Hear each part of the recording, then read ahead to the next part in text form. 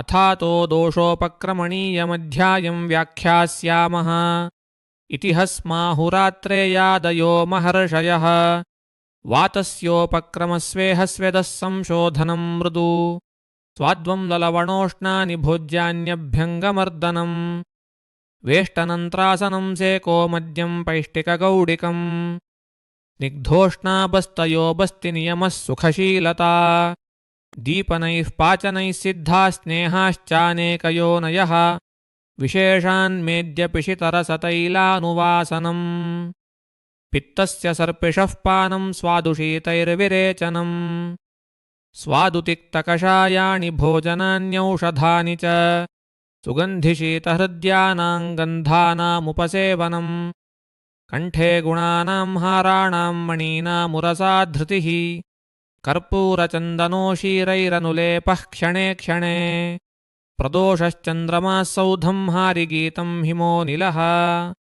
अयन्त्रणसुखं मित्रं पुत्रः सन्दिग्धमुग्धवाक् छन्दानुवर्तिनो राः प्रियाः शीलविभूषिताः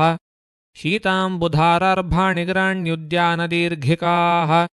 सुतीर्थविपुलस्वच्छसलिलाशयसैकते साम्भोजजलतीरान्ते कायमाने द्रुमाकुले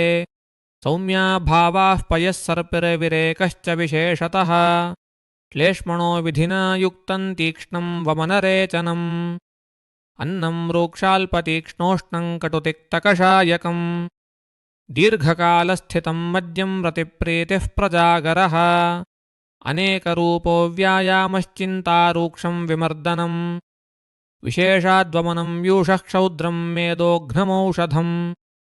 धूमोपवासगण्डूषा निःसुखत्वं सुखाय च उपक्रमः पृथग्दोषान्योऽयमुद्दिश्य कीर्तितः संसर्गसन्निपातेषु तं यथास्वं विकल्पयेत् ग्रैष्मः प्रायो मरुत्पित्ते वासन्तः कफमारुते मरुतो योगवाहित्वात् कफपित्ते तुषारदः चय एव जयेद्दोषं कुपितं त्वविरोधयन् सर्वकोपे बलीयांसं शेषदोषाविरोधतः प्रयोगः शमयेद्व्याधिमेकं योऽन्यमुदीरयेत् नासौ विशुद्धः शुद्धस्तु शमयेद्यो न कोपयेत् व्यायामादूष्मणस्तैक्ष्ण्यादहिताचरणादपि कोष्ठाच्छाखास्थिमर्माणि द्रुतत्वान्मारुतस्य च दोषा यान्ति तथा तेभ्यः स्रोतो मुखविशोधनात् वृद्ध्याभिष्यन्दनात् पाकात् कोष्ठं वायोश्च निग्रहात्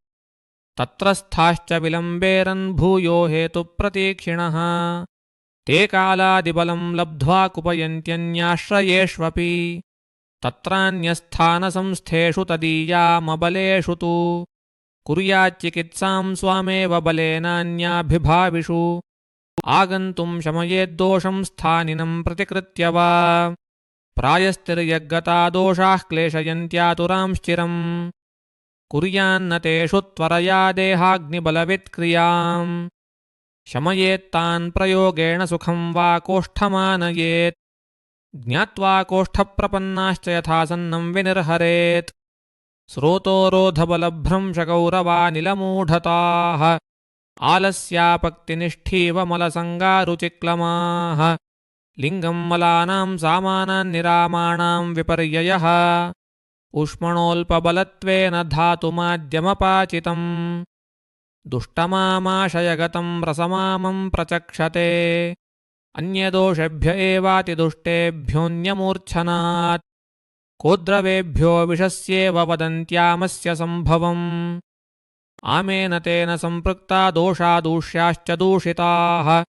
सामा इत्युपदिश्यन्ते ये च रोगास्तदुद्भवाः सर्वदेहप्रविसृतामान् दोषान्न निर्हरेत् लीनान् धातुष्वनुत्क्लिष्टान् फलादामाद्रसानिव आश्रयस्य हि नाशायते स्युर्दुर्निर्हरत्वतः पाचनैर्दीपनैः स्नेहिस्तान् स्वेदैश्च परिष्कृतान् शोधयेच्छोधनैः काले यथासन्नं यथा बलम् हन्त्याशु युक्तं वक्रेण द्रव्यमामाशयान्मलान् घ्राणेन चोर्ध्वजत्रूत्थान् पक्वाधानाद्गुदेन च उत्क्लिष्टानध ऊर्ध्वं वा न चामान् वहतः स्वयम् धारयेदौषधैर्दोषान् विधृतास्ते हि रोगदाः प्रवृत्तान् प्रागतो दोषानुपेक्षेत हिताशिनः विबद्धान् पाचनैस्तैः पाचयन्निर्हरेत वा श्रावणे कार्तिके चैत्रे मासि साधारणे क्रमात् ग्रीष्मवर्षा हिमचितान् वाय्वादीनाशु निर्हरेत् अत्युष्णवर्षशीता हि ग्रीष्मवर्षा हिमागमाः सन्धौ साधारणे तेषान् दुष्टान् दोषान् विशोधयेत् स्वस्थवृत्तमभिप्रेत्य व्याधौ व्याधिवशेन तु कृत्वा शीतोष्णवृष्टीनां प्रतीकारं यथा यथम् प्रयोजयेत् क्रियां प्राप्तां क्रियाकालन्नहापयेत्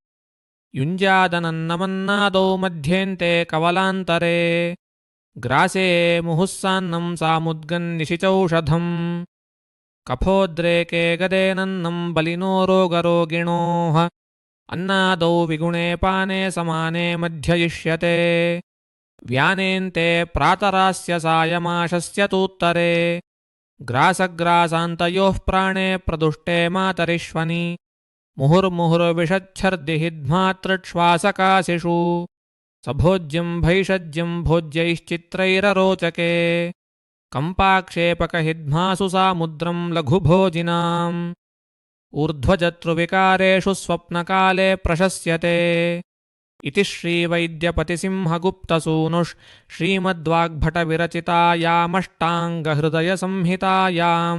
सूत्रस्थाने दोषोपक्रमणीयो नाम त्रयोदशोऽध्यायः।